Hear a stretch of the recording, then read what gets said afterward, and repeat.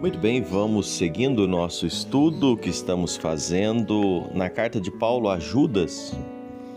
Agradecendo a você que sempre tem nos acompanhado, você que assiste os vídeos. Mais uma vez pedir a você que se inscreva no canal, clique aí em inscrever-se, deixe o seu joinha, seu like, o seu comentário, isso faz muito bem ao crescimento do canal e divulgue para que outras pessoas possam ter acesso aos estudos. Nós vamos estudando versículo por versículo na carta de Tito e eu quero convidar você a caminhar conosco nesta carta. Hoje nós vamos para o versículo 5, onde Tito começa a abordar forma de distinguir pastores dos lobos. Nós falamos desde o início desses estudos que a carta de Tito é uma carta pastoral, uma carta que traz orientações sobre a vida de igreja, a vida de como ser igreja, a vida da liderança. É uma carta muito preciosa para nós. Essa carta, ela expõe de maneira eloquente o binômio ortodoxia e piedade, teologia e ética, doutrina e dever. Ao observarmos detalhadamente, nós vemos que no primeiro capítulo Paulo aborda esse binômio em relação à igreja, no segundo capítulo ele fala essas questões em relação à família, e no terceiro capítulo em relação ao mundo. E vale a pena observar a forma bem didática que a carta foi escrita. Paulo deixou Tito em Creta para colocar em ordem as coisas restantes naquelas igrejas, constituir nessas igrejas presbíteros, como diz no versículo 5.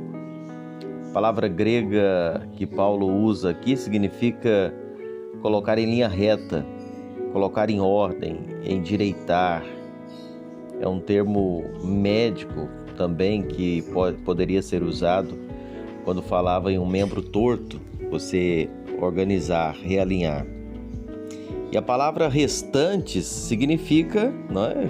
Como o próprio conhecemos, significa o que está faltando. O texto da carta aqui, meus irmãos, indica que havia graves faltas na vida individual e também conjunta da igreja em Creta. Falta de liderança, falsos mestres, conduta imoral entre os membros, enfim. A ilha de Creta era uma região altamente marcada pela devassidão moral, também pela disseminação de muitas heresias.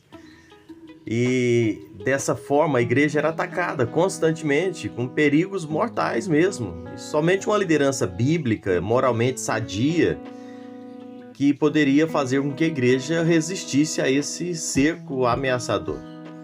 A maneira mais adequada de combater o erro, você sabe, é espalhar a verdade. Então, Paulo ressalta aqui a necessidade de uma liderança firme e saudável.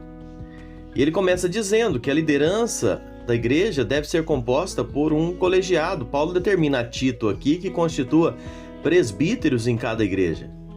A liderança da igreja local, ela deve ser composta em um colegiado de presbíteros, não um líder, um autocrático.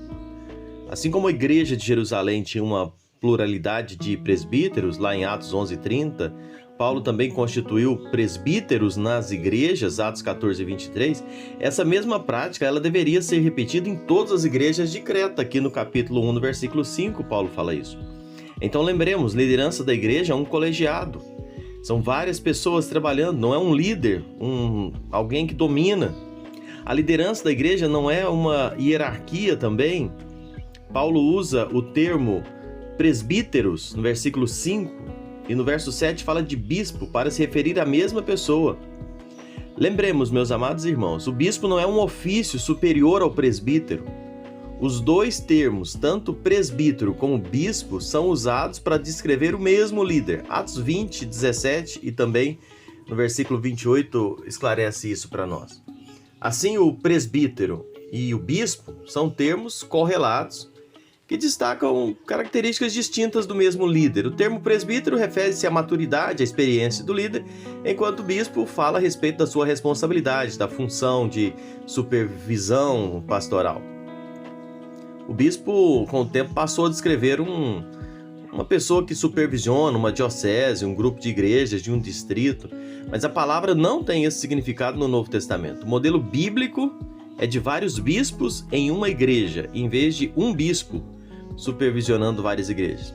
Espero que você esteja compreendendo a questão da diversidade de liderança. Não é um líder que domina a igreja. A liderança da igreja deve ser constituída conforme a prescrição bíblica. E Paulo dá orientações bem claras e absolutamente precisas acerca dos atributos de um presbítero.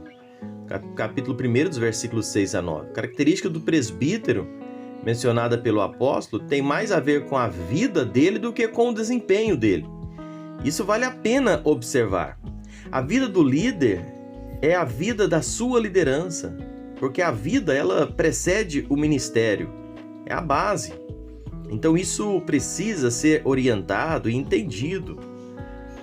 Os critérios que Paulo orienta que sejam aplicados aqui aos cristãos da ilha de Creta, bem como os da cidade de Éfeso, comprova que o padrão de Deus para líderes não varia, é o mesmo. Você vai ver lá em 1 Timóteo 3, de 1 a 7.